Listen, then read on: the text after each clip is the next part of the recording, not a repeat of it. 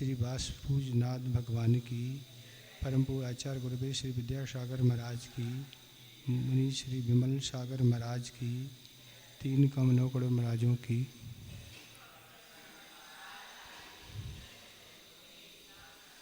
सम्यक ज्ञान की चर्चा यहाँ चल रही है। सम्यक ज्ञान का क्या कार्य है और उसी को आगे बता रहे हैं। सम्यक ज्ञानी जो होता है वो किस तरह की उसकी विचारधारा होती है, किस तरह का वह क्षमतावान होता है, ये आगे दोहे में 9 नंबर में आ रहा। पुण्य पुण्य पाप फल माही हरख बिलखऊ मत भाई।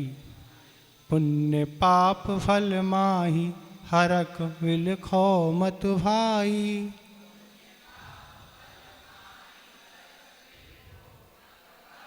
यह पुद्गल पर जाय उपज बिन सई थिर थाई। यह पुद्गल पर जाय उपज बिन सो थिर थाई।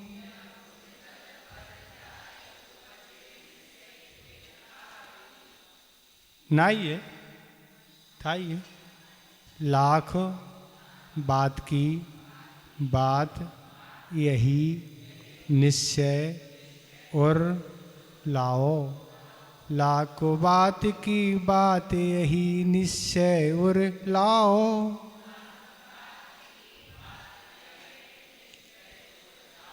तोरी शकल जग दंद फंद निज आत्म ध्याओ। तोरी शकल जग दंद फंद निज आत्म ध्याओ।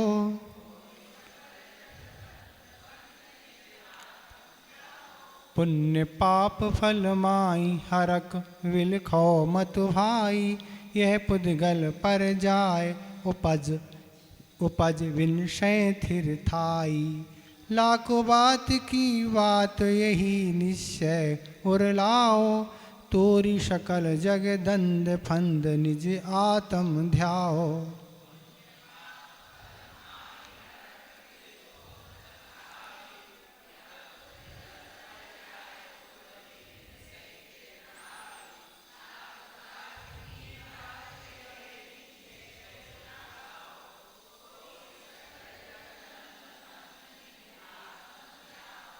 ठीक हो रहा उच्चारण।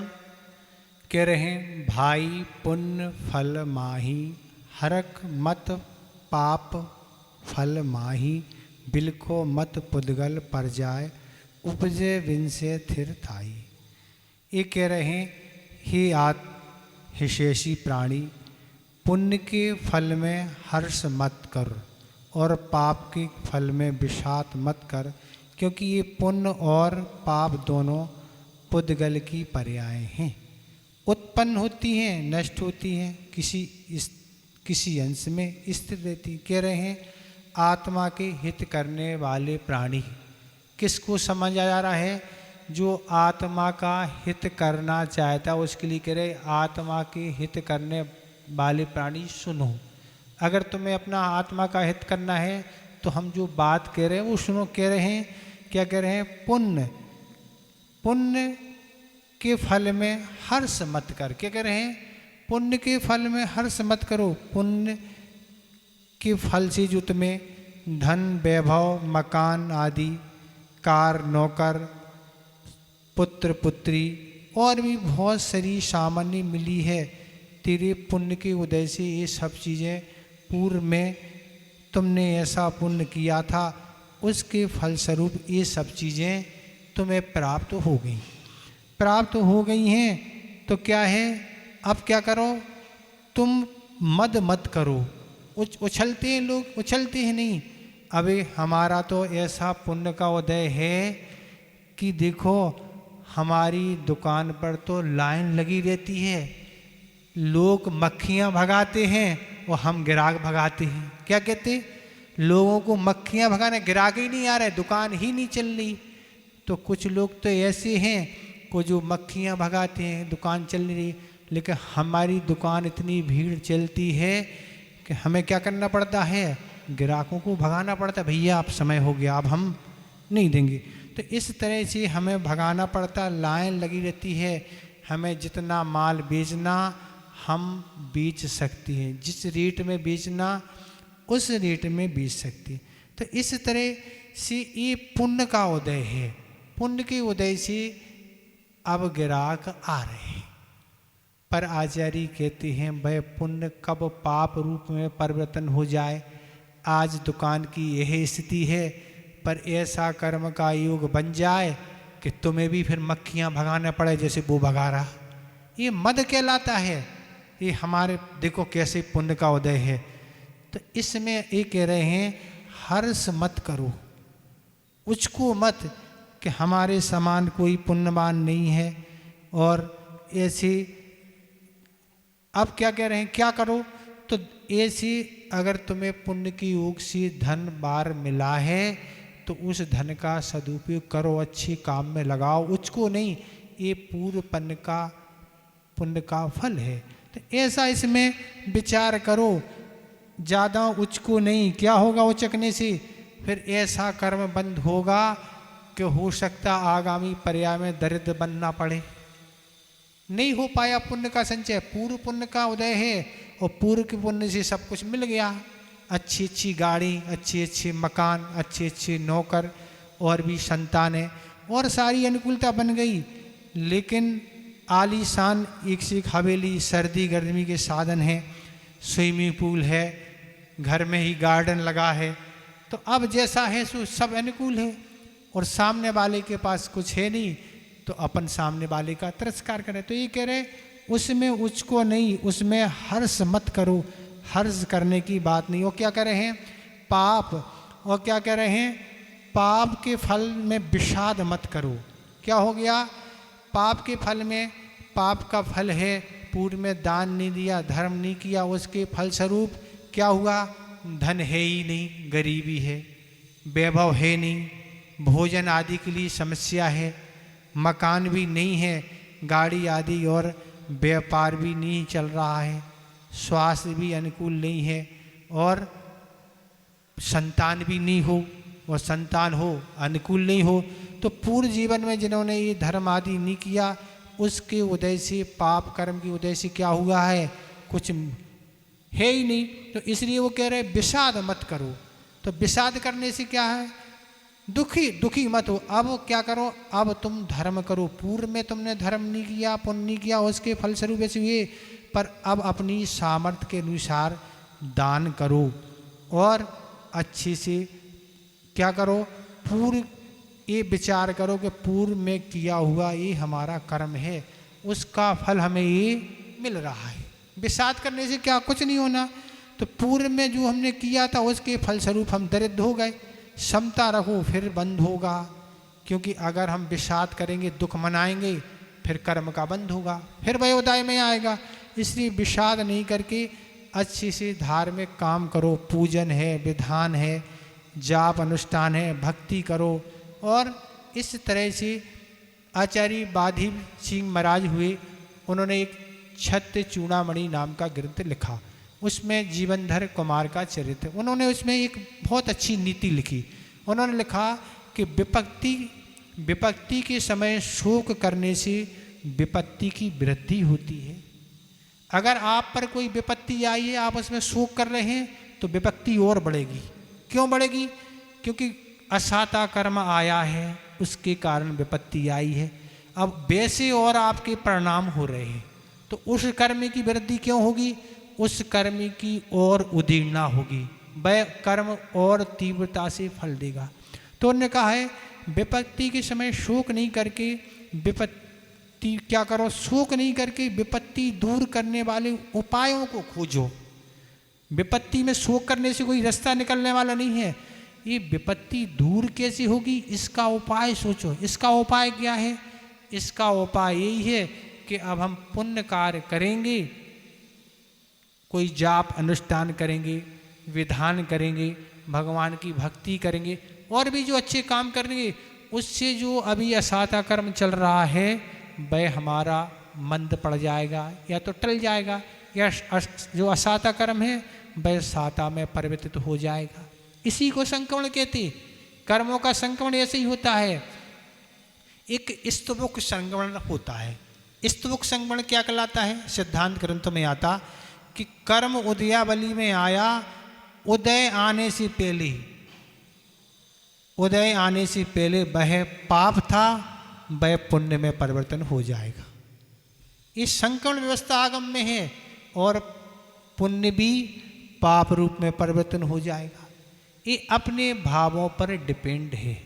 हम अपने भावों से उस पाप को पुण्य रूप कर सकते, उस पुण्य को पाप रूप कर सकते। जैसा चाहे आप कर सकते, पर विशुद्धि होनी चाहिए तत्संबंधी। अगर हमारी वैसी विशुद्धि है, वैसा हम अनुष्ठान आदि जो कार्य कर रहे हैं, हो जाएगा, तुरंत हो जाएगा। उसके लिए उस योग विशुद्धि चाहिए। अपन ये नहीं माने कि महाराज हमने जो कर्म जिस रूप में किया उसको भोग नहीं पड़ेगा, तो फिर कभी संसार से हमारी मुक्ति नहीं हो पाएगी, क्योंकि करते जाओ भोगते जाओ। ऐसा सिद्धांत नहीं है। हम चाहें अपने भावों से कुछ परिवर्तन कर सकते, अच्छे को बुरा बना सकते और बुरे को अच्छा बना सकते। अगर हम उस तरह का द्रव्यक्षेत्र काल है तो हम कर सकते, भावों की परिणति करते। कर्म उदय में तो आते ही है, आएगा उदय में, पर हम अपने भावों में परिवर्तन कर दें, अच्छे भाव बना रहे, संक्रमण हो जाएगा उसका। तो ये कह रहे हैं विपत्ति में शोक नहीं करके ये उपाय सोचो जिनसे विपत्ति दूर हो, किन से हमारी उन कर्मों की उधीड़ना हो रही है, ऐसा क्षेत्र बदल दें, ऐसा भाव बदल दें, ऐसी संगति बदल दें, हो जाएगा परिवर्तन। वो तो हो ही गया ना। तो ऐसे उत्पन्न होते हैं। और क्या कह रहे हैं?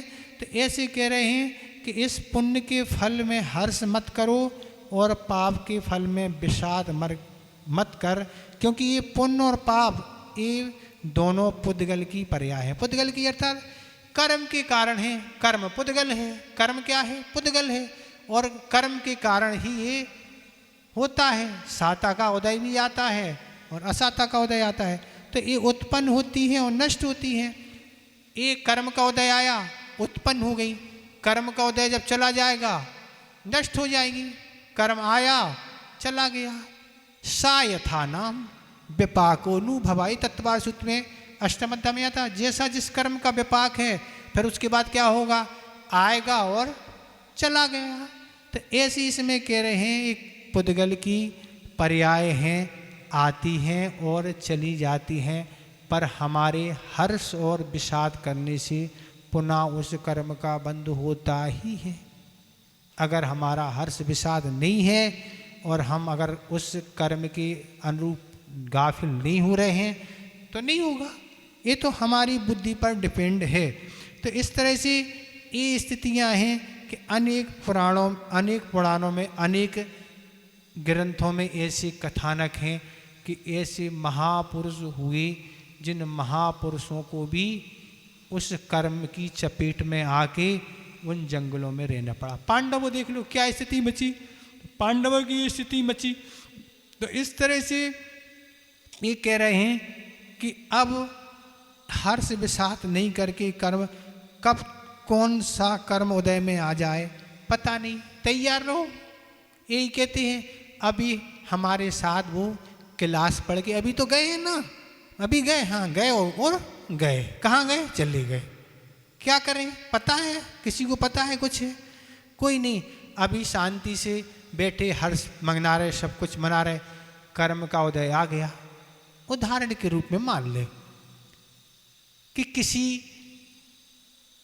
त्योहार आना, मान लो सावन आने वाला है, और सावन पे आपने सारी योजना और तैयारी बनाई कि सावन आया, उस पे हम नए कपड़े पहनेंगे, नए अच्छे अच्छे मिष्ठान आदि अच्छी सी सावन मनाएंगे, सब आप भावना बना रहे।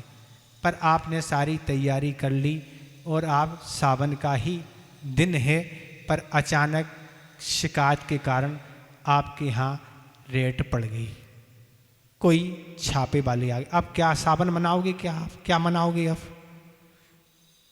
अब वह कर्म इस रूप में उदय आ गया जिस योजना को हमने कई दिन पहले बनाया, उसकी खुशी मनाने की तैयारी थी। पर आचार्य कहते ये कर्म है, कब आके ये धमाका बोलेगा ये हमारी बुद्धि का विषय नहीं।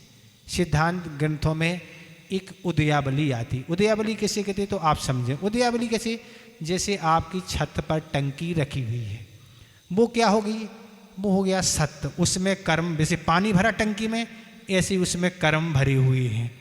अब उस टंकी से जो लाइन आपके यहाँ बिछी है, जहाँ जहाँ पानी जाता है उससे कनेक्शन जुड़ा है, तो वो जो टंकी से कनेक्शन पाइपलाइन आपके जगह जगह पे आई है उसको बोलते हैं उदयावली। वो उदयावली है। कर्म इसमें टंकी भरे पानी जैसा आता है, ऐसे ही कर्म वहाँ से आ रहे हैं। जैसी आपने टोंटी खोली पानी आ जाता नहीं, तो ये एक कर्म की व्यवस्था, इसको बोलते हैं उदयावली। पर आचार्य कहते हैं ये टोंटी तो आपके हाथ में है, कब खोलना और कब बंद करना। पर कर्मों की टोंटी तो 24 घंटा खुली रहती, वो बंद आप नहीं कर सकते। नहीं हम महाराज बंद कर देंगे, वो आपके हाथ की चीज़ नहीं है। वो तो उदय में आप सोएंगे चाहे कुछ भी करेंगे, उसकी तो कंटिन्यूटी बनी हुई है। अब भावों की बात है, आप परमण उसका कर सकते, उसको हल्का भी कर सकते, तीव्र भी कर सकते, जैसा आप चाहें वो कर सकते। पर एकदम से हम चाहें कि हम नहीं उदय में आनंद ऐसा, तो ये सब नहीं है।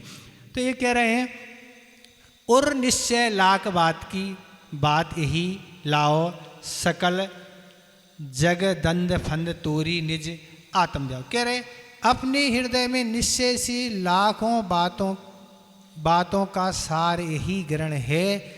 यही करो कि संसार की उलझनों, सल्लों और चिंताओं को दूर करके सदा अपनी आत्मा का ध्यान करो। ये दौलत राम जी कह रहे, पर ये गृहस्थों की बातें हैं। गृहस्थों को आत्मा का ध्यान नहीं होता। आचार्य शुभचंद महाराज ने ज्ञानों में लिखा है कि क्या है, गृहस्थों को आत्मा का ध्यान नहीं होता।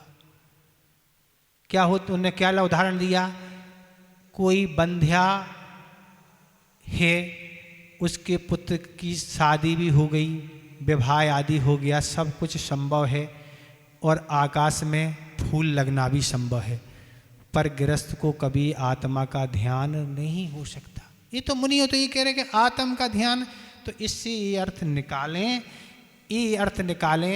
कि अपने आत्म कल्याण के बारे में सोचें। और ये कह रहे हैं अपने हृदय में निश्चय से लाख बातों की यही सार है, लाखों बात की एक ही सार है कि सब संसार की उलझनें, जो संसार की उलझनें हैं, उलझनों के कारण क्या हैं, उन उलझनों के कारणों को समझो। कुछ उलझनें तो हम स्वयं बुलाते हैं और उन उलझनों को तैयार करके समस्या में पड़ते हैं। तो ऐसी उलझनों में तो नहीं उलझो, उलझनों को कम करो। उलझनों के कारण क्या हैं ये विचार करके उन उलझनों से दूर रहो। बहुत सारी चिंताएं बनी रहती हैं और लड़ाई झगड़े होते ही रहते ना, होते रहते। क्यों होते रहते, तो एक दृष्टांत बहुत दिन से नहीं सुनाया, आपको सुना दें, नींद आ जाएगी ना कुछ लोगों को, तो अभी सुन लें। दो मित्र थे और दो मित्र एक जगह घूमने निकले, दोनों में वार्तालाप चल रही थी। एक मित्र कहता है इस साल तो दूध बहुत महंगा है और बहुत महंगा बिक रहा है, इसमें बहुत आय हो रही है, इसलिए इस साल तो हमें भैंस खरीदना है और भैंस करके दूध आदि बेच के हम खूब पैसा कमाएंगे। दूसरा कहता है कि इस साल गन्ना बहुत महंगा बिक रहा है, तो इस साल हम तो अपने खेत में गन्ना लगाएंगे। तो वो कहता है गन्ने वाला, पर हम गन्ना लगाएंगे और तुम्हें इस साल भैंस खरीदना है, तो अगर तुम्हारी भैंस हमारे खेत में घुस गई तो समझ लेना फिर हम तुम्हारी खबर ले लेंगे। वो कहता है ये कोई बात है क्या, जानवर तो जानवर है, घुस जाए तो मैं क्या करें, घुस जाए तो मैं क्या करूँगा, नहीं तुम्हें सावधानी रखना होगी। ठीक है, ये रही हमारी भैंस और हमने अपनी भैंस को छोड़ दिया और तुम्हारे खेत में घुस गई, अब तुम्हें क्या करना है। दोनों में इस बात को लेके बहस हो गई, लड़ाई झगड़ा हो गई, मारपीट ज़्यादा हो गई और झगड़े की स्थिति होती, पुलिस में चला गया, ना अभी भैंस आई और ना अभी गन्ना लगा, ऐसी झगड़े की स्थितियाँ बनती रहती ना। अब बातों बातों की है, फुर्सत का ज़माना है महाराज, कोई काम है नहीं, इन्हीं में तो समय निकलेगा ना, तो इन कामों में समय नहीं निकालो। तो ये कह रहे हैं इस तरह की उलझनों में जो उलझनें होती, तरह तरह की वाद विवाद होते, झगड़े की स्थितियाँ बनती, बहसबाजी होती, इन चीज़ों को छोड़ के और दुनिया की सल्लें होती हैं, परेशानी होती और चिंताएं होती, ऐसी चिंताएं जो मन में घर कर लेती हैं, जिन चिंताओं के कारण हम अपना अच्छा काम भी छोड़ के उसी चिंता में, चिंता से होता क्या है, आयुर्वेदिक में एक सूत्र लिखा, चिंता करने से क्या होता है, तो चिंता करने से सबसे पहले तो भूख गायब हो जाती। क्या होती?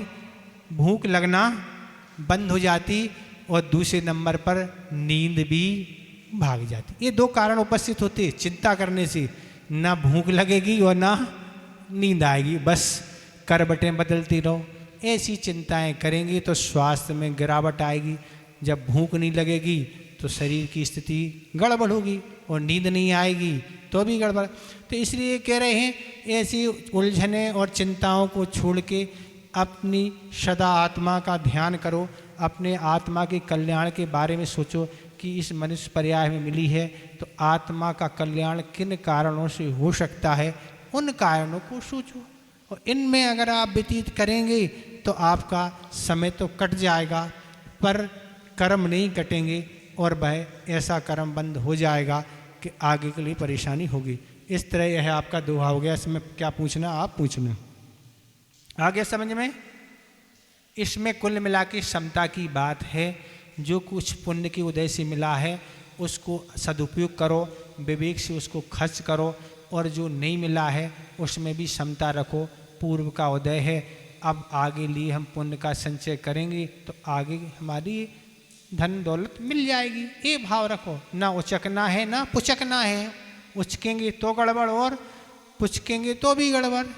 खेत मनाएंगे, संक्लेश मनाएंगे, सामने वाले से ईर्ष्या करेंगे, देखो उनके यहाँ तो कितना है, अपने यहाँ तो कुछ है ही नहीं, तो ये करेंगे उससे कर्मबंध होगा। ठीक है। अगला 10 नंबर। अब सम्यक ज्ञान की चर्चा समाप्त होके सम्यक चारित्र क्या है उसकी चर्चा है, दोहे में आ रही, इसका उच्चारण करें। सम्यक ज्ञानी होए बहुरी दृढ़ चारित्र लीजई। सम्यक ज्ञानी होए बहुरी दृढ़ चारित्र लीजई।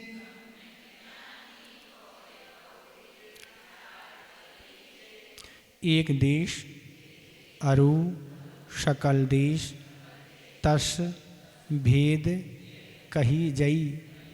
एक देश अरु सकल देश तस भेद कही जई।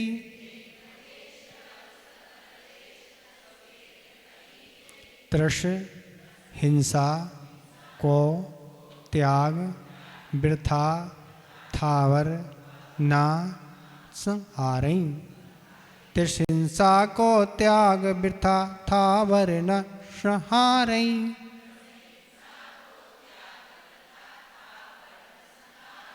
पर बदकार कठोर निंद नहीं वयन उचारई। पर बदकार कठोर निंद नहीं वयन उचारई।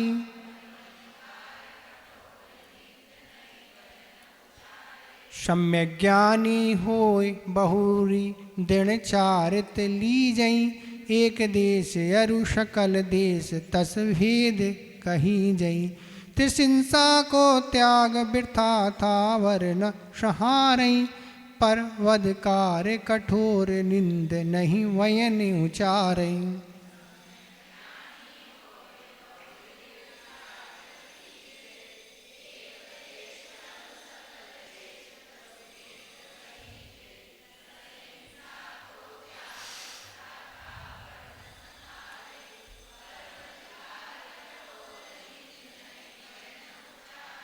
ठीक हो रहा उच्चारण।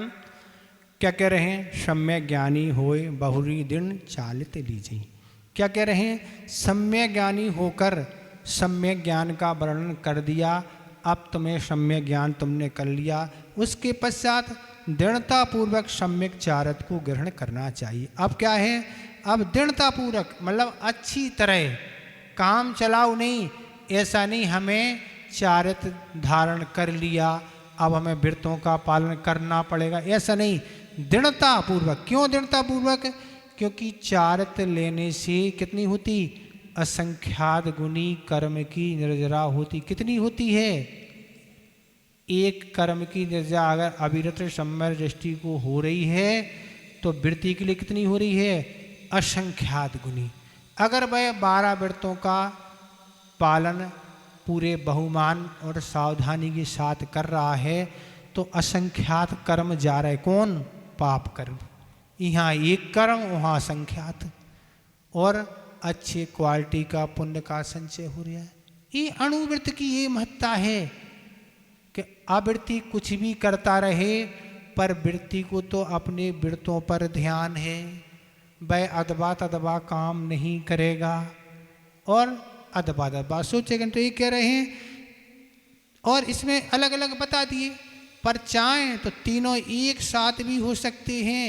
ये तो अणुवृत्तों का कथन है। पहला गुणस्थान बढ़ती, जिसे अभी सम्यक दर्शन नहीं है, ऐसा अनादि मिथ्या दृष्टि भी सम्यक दर्शन कर सकता है। सम्यक ज्ञान और सम्यक चारत तीनों एक साथ अंगीकार कर सकता है। एक साथ सप्तम गुणस्थान पर पहुँच के और छठे सातवें में कई बार होके और ऐसी विशुद्धि बढ़ा के छपक श्रेणी चढ़ के सारे कर्मों को क्षय करके केवल ज्ञान पर प्राप्त करके मुक्त भी हो सकता है। 8 वर्ष अंतर्मूर्त के अंदर ये तीनों ही हो जाएंगे और फिर अंतर्मूर्त आदि छपक श्रेणी और होके 8 वर्ष 2-3 अंतर्मूर्त में ये सब काम हो सकता है। इनके लिए वर्ष होनी चाहिए ना, कोई उम्र से मतलब नहीं। जब हम 60 और 70 साल के हो जाएंगे तब ये काम करेंगे। आप 60-70 का पता है आप रहेंगे उतने में। कोई को आप केवल ज्ञान में झलका हो कि हम इतनी उम्र है हमारी, पता क्या? इस उम्र का कोई भरोसा नहीं। इसलिए जितना कर सकते हैं इस अवस्था में उतना तो करना ही चाहिए। आगे जैसी अनुकूलता बन जाती है तो बढ़ते चले जाएं, पर ये सोचें नहीं हम तो जब करेंगे, उसकी कोई गारंटी नहीं। कौन सा असाता कर्म का उदय आ जाए कि शरीर साथ ना दे, मन साथ ना दे, इंद्रियां साथ नहीं दे और सारी अनुकूलता नहीं बने, कोई गारंटी कुछ भी नहीं है। इसलिए ये नहीं छोड़ो हम कल कल कल, वो कोई भरोसा नहीं। कल अपने हाथ में नहीं है, जो हाथ में अपने आज है, जितनी अनुकूलता है उस अनुकूलता को करते चले जाओ और उससे हमारा पुण्य संचय होता चला जाएगा, जो पुण्य हमारे आगे काम में आएगा। इस बिल्कुल विचार को छोड़ दो आगे कर लेंगे, ऐसा आचार्य ने कहीं नहीं लिखा कि वृद्ध अवस्था में ही धर्म करना चाहिए, वृद्ध अवस्था में ही दीक्षा लेना चाहिए। तो फिर आचार्य महाराज ने पढ़ा नहीं होगा, आप ही ने पढ़ा होगा ना। फिर आचार्य महाराज तो युवाओं को दीक्षा देते ही नहीं, क्योंकि कब बनते हैं? बुढ़ापे में दीक्षा लेते हैं। ऐसा आप लोगों ने पढ़ा हो, हमें नहीं, हमने तो नहीं पढ़ा ना, पर आपने पढ़ा हो तो हमें बता देना। ऐसा कोई कहीं नहीं लिखा। हमने आपको एक कथानक सुनाया था कि अभी गर्भ में बालक है, वो उसको तिलक लगाया, गर्भ में पेट पर तिलक लगा के वो दीक्षा लेके चले गए। हम रुकने वाले नहीं हैं, हमारे भाव बदल जाएंगे तो फिर क्या होगा? ऐसे भी लोग हुए, अभी संतान ही नहीं है, राज करने के लिए कुछ नहीं है, बस लगा दिया तिलक, वो चले गए, हो गया काम। ऐसे भी होते। आचार्य महाराज एक बार कहा था कि पहले के राजा बहुत सजग रहते थे, जैसे ही संतान को उनने योग बनाया और फिर अपने कल्याण मार्ग में लग जाते थे। पर आज तो क्या दशा है, सरकार तो 58 और 60 साल में रिटायर्ड करती है, ये तो 70 और 80 में भी रिटायर्ड होने वाले नहीं हैं। इन्हें तो अभी 10 पीढ़ी की चिंता लगी हुई है कि क्या होगी हमारी महाराज। वो क्या होगी, पहले तुम्हारा क्या होगा सोचो ना। एक उम्र है कार्य करने की, उस उम्र के बाद तो अपने धर्म कार्यों में वृद्धि होना चाहिए, नहीं गड़बड़ होने वाला है। तो ये है, ये सब में लगे हैं महाराज, लगे रहो ना, तो क्या होगा। तो क्या कह रहे हैं कि एक साथ तीनों हो सकते हैं। तसु एक देश अरु सकल देश भेद कही जी। उच्चारित के एक देश और सर्वदेश में चारित दो प्रकार का है, एक देश और सकल देश। चारित पालन करने वाले व्यक्ति दो प्रकार के हैं। जो हिंसा आदि का एक देश त्याग करते हैं तो वो कहलाते हैं एक देश वृत्ति, और जो महाव्रतों लेने में सक्षम नहीं है वो लेते हैं। और जो सर्वदेश हिंसा आदि का त्याग कर देते हैं, उन कृतकारत अनुमोदना मन वचन काय से तिरस और स्थावर दोनों की, उन्हें कहते हैं सर्वदेश महावृत्ति। तो इस तरह से ये जो व्रतों को लेने में सक्षम नहीं है, महाव्रत नहीं ले सकते, उनकी क्षमता नहीं है, तो अणुव्रत ग्रहण कर लेते हैं। पर जो की क्षमता है वो महाव्रत अंगीकार कर लेते हैं। तो प्रतिमा में भी 2 प्रतिमा से लेके 11 प्रतिमाओं तक तारतम्यता है। 2 प्रतिमा, तीसरी, चौथी आदि, इनमें क्या है, अधिक निर्जरा पाई जाएगी। ऐसा नहीं है जो निर्जरा 2 प्रतिमा की हो रही है वही 5 में की 10 में, ऐसा नहीं। जिसकी जैसी विशुद्धि रहेगी वैसी उसकी निर्जरा में तारतम्यता पाई जाएगी, लब्धि स्थान होगी, वैसी उसकी विशुद्धि रहेगी, वैसी उसकी निर्जरा होगी।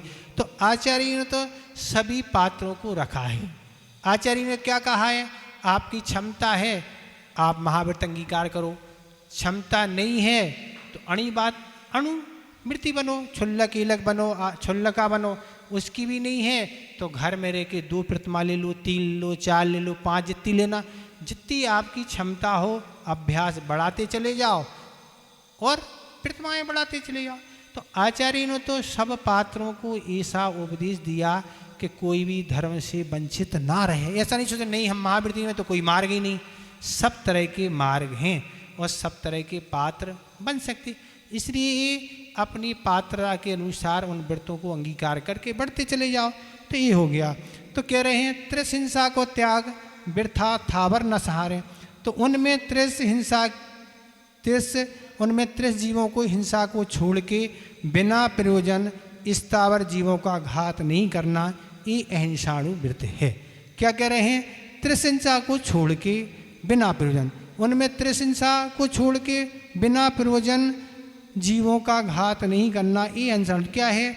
हिंसा कितनी प्रकार की है, 4 प्रकार की, आरंभी, उद्योगी, विरोधी और संकल्पी। तो अणुवृत्ति क्या करता है, तो अणुवृत्ति संकल्पी हिंसा का तो त्याग ही कर देता है। जिस जीव ने अपना कुछ बिगाड़ा नहीं, चींटी जा रही है आपने पकड़ के दबा दिया, ये कहलाती संकल्प। जिससे अपना कोई बिगाड़ा नहीं, कोई उस जीव को मारना, ये संकल्पी हिंसा होती है। इसका तो वह त्यागी होता, इसका वह कुछ नहीं करता। पर अब रही आरंभी हिंसा, तो अणुवृत्ति आरंभी हिंसा का तो त्याग नहीं कर सकता। घर में झाड़ू भी लगाना, पोंछा भी लगाना और कपड़े भी धोना, कूटना, पीसना, सब काम पड़े, मकान और आदि ये सब काम लगे रहते। तो वह आरंभी हिंसा का त्यागी नहीं है। अणुवृत्ति आरंभ तो होगा, पर वह अणुवृत्ति आरंभ करते हुए भी सावधानी से आरंभ करेगा। बच्चे स्कूल से आते बस्ता यहाँ फेंका, जूते यहाँ फेंके, ऐसे नहीं फेंकते ना। वृत्ति है या वृत्ति नहीं भी है तो उस स्थान को देख के बिस्तर बिछाना है, देख के बर्तन बिछाएगा, देख के आना जाना करेगा। बर्तन आदि जो कुछ सामग्री आदि है उनको देख के सावधानी पूर्वक रखेगा। ऐसा नहीं हमारे द्वारा किसी जीव का घात, आप भी सावधानी करेंगे तो आपको उस पाप से बच जाएं। ऐसा नहीं हमारी वृत्ति नहीं है महाराज हमारे, तो हम करेंगे तो हमें कुछ, आपको उसमें भी लाभ होगा। देख के जहाँ कुछ उठाएंगे या रखेंगे तो सावधानी रहेगी किसी भी समय आते जाते समय। तो ये कह रहे हैं इस तरह से आरंभी हिंसा बड़े विवेक पूर्वक करेगा। उद्योगी उद्योगी भी होगी, दुकान व्यापार करेगा तो माल मंगाएगा भेजेगा, उसमें तत्संबंधी हिंसा होगी। पर वृत्ति अपने अनुसार व्यापार करेगा। ऐसा व्यापार नहीं करेगा जिसमें बहुत ज़्यादा हिंसा होती है। अपने विवेक पूर्वक ऐसा सात्विक व्यापार करेगा, क्योंकि वह संतोषी है। वह तो उसको सादा भोजन करना है, सादा रहन सहन है और सादा वस्त्र आदि जो कुछ है ऐसे रहना है। चमक दमक ज़्यादा तो चाहिए नहीं ना। वृत्ति को तो सीमित वस्त्र हैं, सीमित भोजन और सीमित वस्तुएं अपने ऊपर माने। बहुत ज़्यादा रखना है तो फिर उसकी तो कोई सीमा नहीं महाराज। बहुत ज़्यादा रखने वाले की तो आज तक चक्रवर्ती भी बन जाएगा तो भी कुछ अभी रहेगा बाकी ना, तो वो तो उसकी कोई सीमा नहीं है। और तीसरे नंबर की है उद्योगी हिंसा में, भाई खेती भी करेगा, अगर आजीविका नहीं है तो उसमें भी आराम होगा, नौकरी करेगा उसमें भी आराम होगा। इसलिए वह उद्योगी हिंसा का त्यागी नहीं रहेगा पर विवेक पूर्वक करेगा। और विरोधी हिंसा कौन सी है? तो घर पर धन सामग्री रखी है, दुकान पर सब रखा है, चोर डाकू आ गया है तो उनको दूर करने का प्रयास करेगा। अब अपने बचाव में उसका घात हो जाता चोर आदि का, तो ये विरोधी हिंसा हो जाएगी, करने का भाव नहीं है। इस तरह से वह अपनी बच्ची बहन पत्नी आदि पिकर कोई दिक्कत आती है तो उसकी सुरक्षा करेगा, उसमें भी विरोध करेगा, उसमें भी किसी का घात हो जाएगा तो वह उसके लिए क्षमा करने योग्य है। तो इस तरह वह तीन हिंसाएं तो करेगा पर विवेक पूर्वक करेगा, पर संकल्पी हिंसा बिल्कुल भी नहीं करेगा। तो ऐसी त्रिसंसा दो इंद्री से पंच इंद्री तक के जीव ये तरस कहलाते हैं। तो इस तरह से वह वृत्ति विवेकी होता है, दयावान होता है, बिना पूजन के नहीं करता। और कह रहे हैं त्रिसंसा का त्याग थावर वृथाना, और थावर मतलब पृथ्वी कायक आदि 5 प्रकार के स्थावर कि ऐसे खोदना है, कूटना पीसना, मकान बनवाना, जितना आवश्यक है उतने ही तत्संबंधी पृथ्वी कायक की हिंसा करेगा। जितने कम से कम में काम चलता है वह काम करेगा। ऐसा नहीं कि 8-10 जगह खूब ज़्यादा खुदवा दिया। पृथ्वी कायक असंख्यात जीव होते हैं तो फिर उनका मरण हो जाएगा। तो विवेक पूर्वक काम करेगा। बैठे हैं, अब बैठे बैठे चिटाई तान रहे हैं, दरी तान रहे हैं, अब बैठे हैं जमीन खोद रहे हैं, ये क्या है? ये कोई मतलब है क्या? ये हिंसा ही हो रही ना। बैठे रहते कुछ लोग तानते रहते, किसी को पकड़ के गाल खींचते हैं, किसी को मुक्का, ये क्या है? ये अच्छा नहीं ना। तो इस तरह से ये सब चीज़ें सामने वाले को पसंद नहीं है। जल कायक तो जल कायक ही नहीं, गाड़ी धोना, फर्श धोना, घंटों नहाना, टंकी भर गई है, पानी उबल रहा है और व्यक्ति सो रहे हैं, तो जल कायक और अग्नि कायक दोनों की विराधना चल रही है। नल खुला है, मोटर का हमारा जमाना है, मोटर से पानी आता है, अपन को क्या करना, अपन को कोई कष्ट नहीं, खींचना पड़े तब समझो आप। सांसें कैसी चलती हैं पता ना, एक घड़ा पानी निकालने में समझ में आ जाता है, पर मोटर का ज़माना है, बटन ऑन किया, किचन में आ गए, सब जगह आ जाता है, इसलिए महाराज कुछ महसूस नहीं होता। पर अगर जब वृत्ति होता है तो इस तरह की भय असावधानी नहीं रखता। वृत्ति नहीं, आवृत्ति को भी ये सब सावधानियाँ रखना चाहिए। सरकार को दोष दे रहे, सरकार लाइट नहीं दे रही, पानी नहीं दे रही, ये नहीं दे रही, आपको क्या करना चाहिए वो आप नहीं सोच रहे ना। जितना आप उपयुक्त है उतना करें, बाकी जो वेस्टेज हो रहा है उससे बचाएं। अग्निकायक भी है, लाइट पंखे आदि, चूल्हा जल रहा है, टीवी चल रही है और टीवी देखते देखते सो गए, सुबह तक चल रही है टीवी, क्या है ये? और भी बहुत सारी लाइटें जल रही, बाहर चले गए, पंखे चल रहे, ऑन करके चले गए, ये सारी स्थिति हैं। तो ये सब चीज़ें हैं। वायु कायक तो ये पंखा आदि होते हैं, तो पंखा आदि भी चलते रहते हैं। वनस्पति कायक तो ऐसे बगीचे लगाना, उनकी कटिंग करना, तोड़ना, सब्जी फल आदि, इनवेस्ट घास पर चलना, इस तरह की 5 स्थावरों की तत्संबंधी जो हिंसा है उनकी भी व्यर्थ में हिंसा नहीं करते। अब आप विचार कि आज सत्य तो त्योहार जैसा दिखाई देता है, जैसे त्योहार आते हैं कभी सावन आदि, ऐसे ही सत्य तो कभी कभार बोला जाता है। बाकी झूठ महाराज, और अब तो झूठ बोलने का यंत्र आ गया है महाराज, कितना बोलना। लेट लान के ज़माने में तो नहीं बोल सकती थी, कहाँ बेटे क्या है, बस बेटे कहीं हैं और कहाँ कहीं का जा रहा। और ऐसे तीक्ष्ण कांटे की तरह चुभ जाएं तो वृत्ति का मन कोमल होता है, दयावान होता है। ऐसे वह नहीं वचन कहेगा, मूर्ख को मूर्ख नहीं कहेगा, अंधे को अंधे नहीं, तुम गंवार हो ऐसा भी नहीं बोलेगा, तुम पापाचारी हो, दयाचारी, ऐसे नहीं। ऐसे निंदनीय शब्द वो कहलाते जो सभ्य भाषा में नहीं गिने जाते, असली शब्द जो शोभा नहीं देते। इस तरह यह भी आपका दोहा पूर्ण हो गया, समय आपका होने वाला है। ठीक है, समझ में आ गया? कुछ पूछना तो नहीं? एक आचार्य महाराज के भक्त थे, बारिश का समय था और वह बस में सफ़र कर रहे थे और बस में वह बैठे हुए थे, पर नदी के पुल पर पानी अधिक था। सवारी यात्रीगण जो बैठे थे उन्होंने मना किया कि बस अभी थोड़ी देर से आप निकालें, पर ड्राइवर ने अपना विवेक खो के उस पुल से पार करना चाहिए और वह बस पार तो नहीं हो पाई, पर पानी के बहाव में पूरी की पूरी बस वह नदी में बह गई। जो भी उसमें यात्रीगण बैठे थे प्रयास करके सारे के सारे तैर के बाहर आ गए। अब जिनकी जो सामग्री रहेगी थी अब वह तो डूब गई, सब अपने अपने घर वापस आ गए। उसी बस में एक यात्री थे जो आचार्य महाराज के भक्त थे, उनका एक सूटकेस उस बस में छूट गया था, उसमें नोट रखे हुए थे और कपड़े आदि और भी सामग्री थी।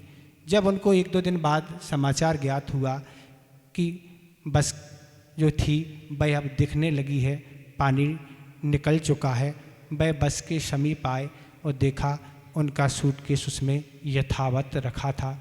उनने सूटकेस निकाला और निकाल के खोल के देखा, उसमें जो नोट थे वह सारे के सारे गीले हो चुके थे, सारी सामग्री कपड़े आदि गीले हो चुके थे। पर आचार्य महाराज का उसमें एक चित्र भी रखा हुआ था, कांच आदि का फ्रेम जिसमें लगा था, पर उसमें एक बूंद भी पानी कहीं से कहीं नहीं गया। और गुरुदेव के चित्र का ऐसा प्रभाव रहा कि वह पूरी की पूरी सामग्री, नोट आदि जो कुछ भी थी, सारी पूरी की पूरी यथावत मिल गई।